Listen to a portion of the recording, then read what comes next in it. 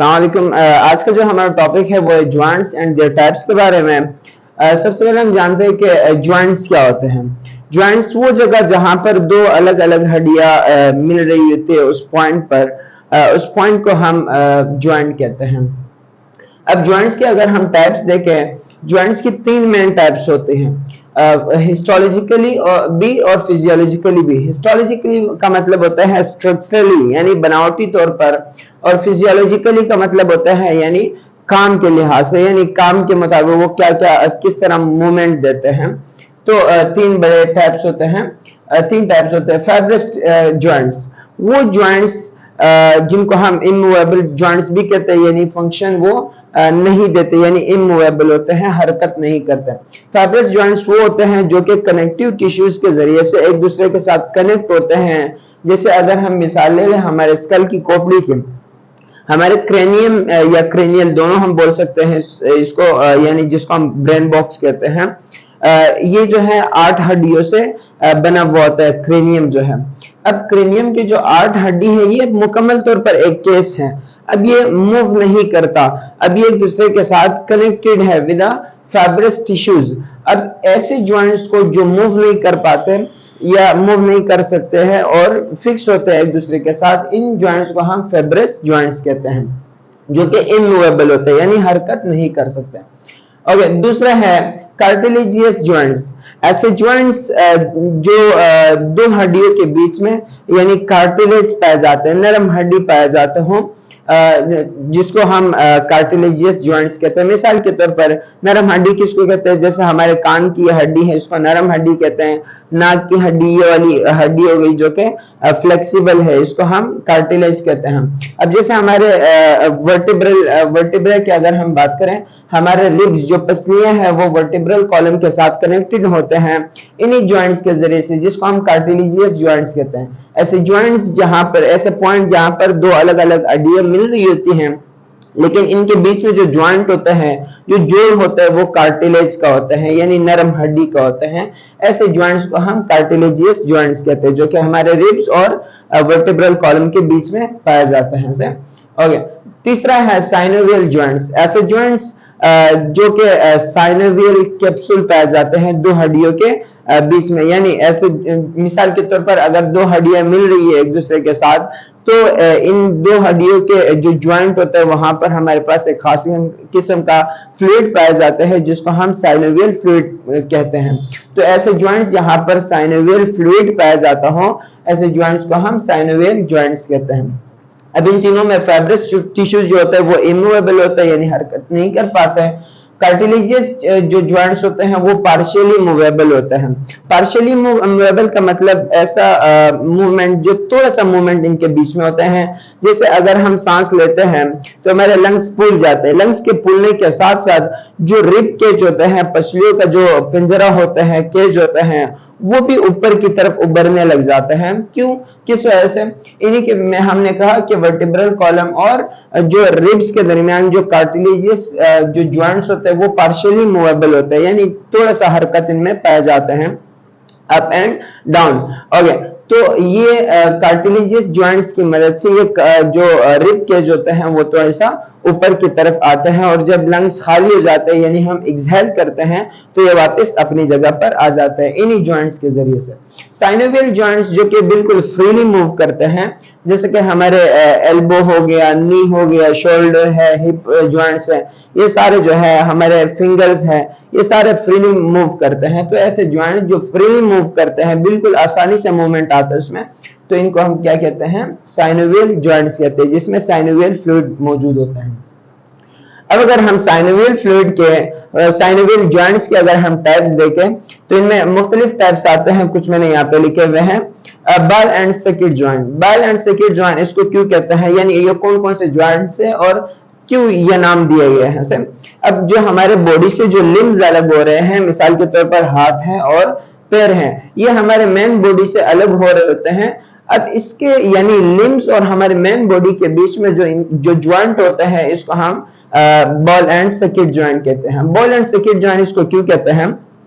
क्योंकि जहां से ये ज्वाइंट दिए हुए होते हैं, इस हड्डी का मतलब जो बिल्कुल स्टार्टिंग में एक गेंद की तरह गोल सा बॉल की शक्ल का हड्डी होते हैं। और ये दूसरे हमारे मेन बॉडी के साथ जिसके कनेक्शन होता है, यहाँ पे एक सर्किट पाया जाता है, एक कवर पाया जाता है जिसमें ये बंधा हुआ होता है। इसी वजह से हम इसको बॉल एंड सर्किट ज्वाइंट कहते हैं, जो कि बड़े बड़े ज्वाइंट से हमारे लिम्स के स्टार्टिंग में पाए जाते हैं। मिसाल के तौर पर शोल्डर्स के हो गए और हिप ज्वाइंट्स, ये जो है बॉल एंड सर्किट ज्वाइंट्स हैं। हिंग ज्वाइंट्स, अब अगर हम अपने एल्बो की ज्वाइंट देखें और अगर हम नी की ज्वाइंट देखें तो ये दोनों क्या कहलाते हैं? हिंग ज्वाइंट कहलाते हैं। हिंग ज्वाइंट क्यों कहलाते हैं और हिंग ज्वाइंट कौन सा मूवमेंट हमें देता है? बॉल एंड सर्किट ज्वाइंट जो है वो हमें सर्कुलर यानी हर डायरेक्शन में हमें मूव करने में मदद देता है, यानी सर्कुलर मोशन भी हमें दे सकता है अप एंड डाउन से। ओके, साइड टू साइड हमें मोशन करने में मदद देते हैं, मूवमेंट देते हैं। हिंग ज्वाइंट जो है, जैसे हमारे एल्बो है, हम हाथ को ऊपर की तरफ लेके जा सकते हैं और नीचे की तरफ, तो ये मूवमेंट इस ज्वाइंट की वजह से, जिसको हम हिंग ज्वाइंट कहते हैं, ये ज्वाइंट हमारे एल्बो में और नी में पाया जाता है, घुटनों में पाया जाता है।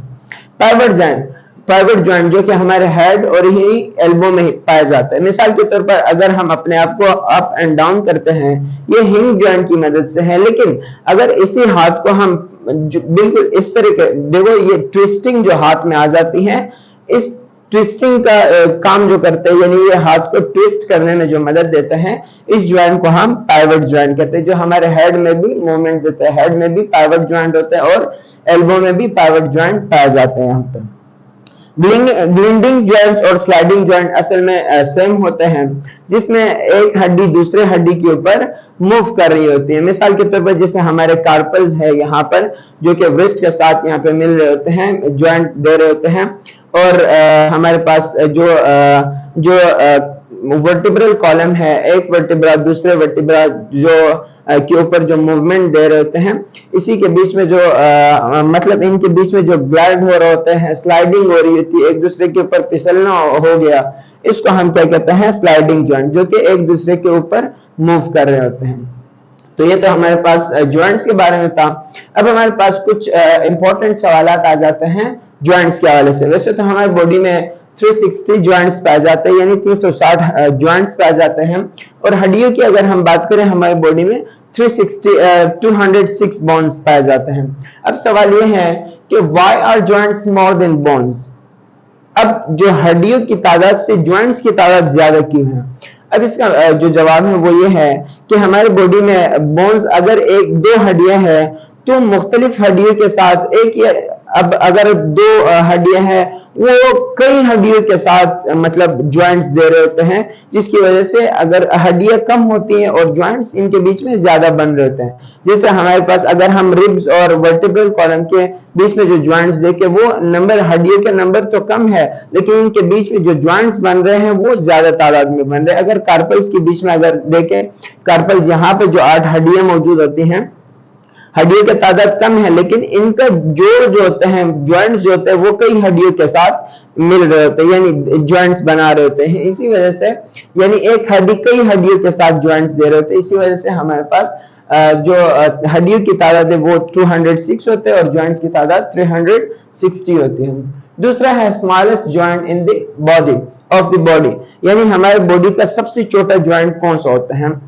हम पहले से वीडियो में भी हमने बात की थी कि हमारे बॉडी में सबसे छोटा हड्डी जो होती है वो हमारे कान में पाया जाता है, जिसको हम स्टेपिस कहते हैं। तो इसी वजह से जो सबसे छोटी जो ज्वाइंट है वो भी हमारे कानों में ही मौजूद होते हैं।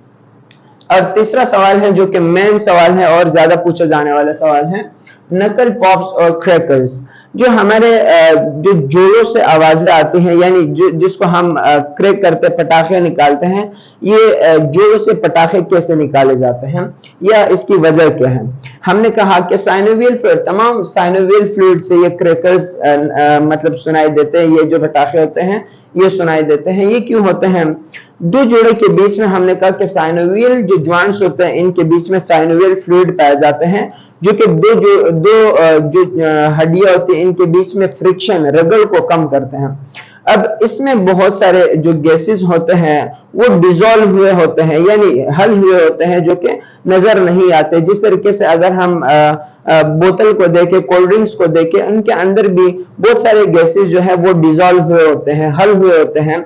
उसका बोतल का ढक्कन खोलने के बाद हमें नजर आता है कि उससे गुब्बारे अंदर से निकल रहे होते हैं। तो इसी तरीके से हमारे जो ज्वाइंट से साइनोवियल फ्लूइड है उसमें भी बहुत सारे गैसेस जो है, ऑक्सीजन हो गया, कार्बन डाइऑक्साइड हो गया और नाइट्रोजन, कोई भी गैस हो गया, तो इसके अंदर जो होता है वो डिजोल्व होते हैं, हल हुए होते हैं। जब हम इसको खींचते हैं यानी एक दूसरे के यानी जोड़ के बीच में स्पेस लाते हैं, तो इस स्पेस ज्यादा हो जाते हैं, साइनोवियल फ्लूइड वही मिकदार रहता है। तो ये जो डिजोल्व गैसेस होते हैं ये साइनोवियल फ्लूइड से जमा होकर निकलकर ये जो ज्यादा अमाउंट ऑफ इसको स्पेस मिला है इसमें आ जाते हैं, यानी सारे गैसेस इकट्ठे होकर एक बड़ा सा बबल बना लेते हैं, जिसके फटने पर हमें एक आवाज आता है जिसको हम नकल क्रैक और या नकल पॉप कहते हैं। यानी वो डिजोल्व गैसेस का एक साथ मिलकर वो बबल बनाने की वजह से साइनोवियल फ्लूइड में बबल बनाते हैं और वो बबल के फटने से जो आवाज निकलती है उसको हम नकल पॉप या नकल क्रैकर्स कहते हैं। अब ये बात एक बार पटाखा निकालने के बाद यानी पॉप करने के बाद तकरीबन 20 मिनट वापस यानी 20 मिनट ये डिजोल्व होने में वापस 20 मिनट लेते हैं, यानी एक दफा पॉप करने के बाद हमें वापस 20 मिनट का इंतजार करना पड़ता है। तो आज का हमारा टॉपिक यही तक था। इंशाल्लाह फिर मिलते हैं नेक्स्ट वीडियो में। अल्लाह।